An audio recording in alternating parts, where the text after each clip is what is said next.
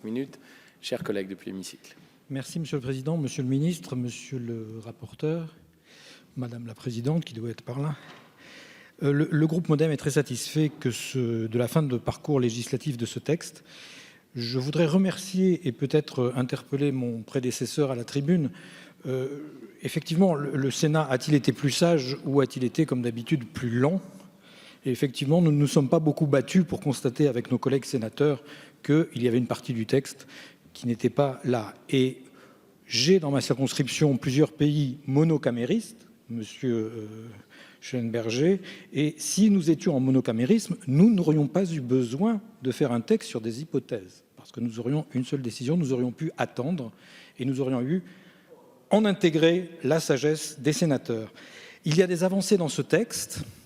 Il y a pas mal d'avancées, tous mes prédécesseurs l'ont dit, l'avancée sur la double procuration.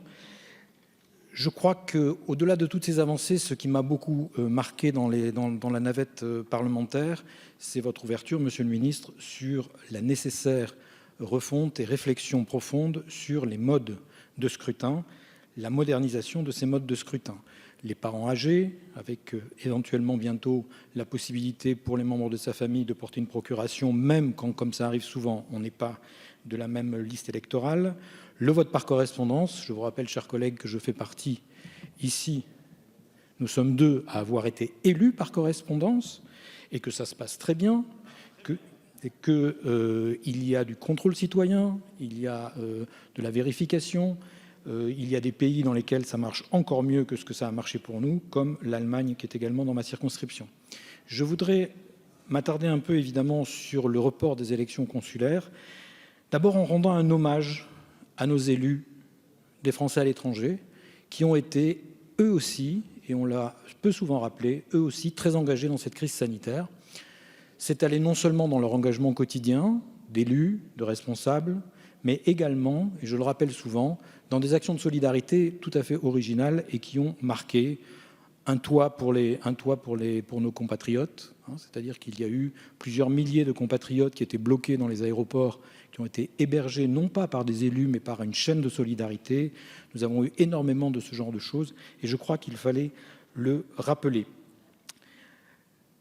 Je me félicite que nous soyons revenus à une date fixe. Je sais que j'étais un peu en conflit avec certains collègues à ce sujet. Je pense que nous avons besoin, pour 130 circonscriptions réparties sur l'ensemble de la planète, nous avons besoin de préparer cette élection dans le calme et avec une date fixe. Nous ne pouvons pas nous décider partout à 90 jours. Donc c'est un bon retour au texte de départ. Je me félicite aussi que l'application de la loi engagement et proximité se fasse après la nouvelle élection, à part pour quelques points, en particulier le nom, auquel je tenais beaucoup, parce que conseiller consulaire, ça impliquait parfois des confusions. Donc nous sommes maintenant des conseillers des Français à l'étranger, ce qui me semble beaucoup plus clair. Et nous avons évidemment accepté dans ce flot quelques améliorations du Sénat que nous attendions tous.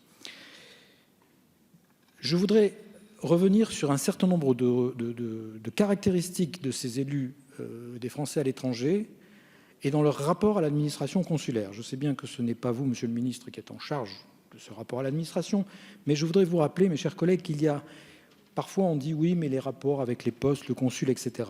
Nos élus des Français à l'étranger, à la différence de nos excellents fonctionnaires des consulats et nos excellents diplomates, ils restent dans leur pays d'accueil pendant 20 ans, pendant 15 ans. Et bien souvent, ils sont une mine de renseignements, d'analyses, de contacts, d'actions même, pour les postes. Aujourd'hui, le rapport entre les postes et ces élus n'est pas tout à fait stabilisé. Donc je souhaiterais qu'on profite de cette année pour enfin revenir à l'effort que nous avions essayé de faire en début de mandat pour réformer complètement cette représentation des Français qui habitent à l'étranger mais qui participent de l'aventure nationale, autant que ceux qui habitent en France.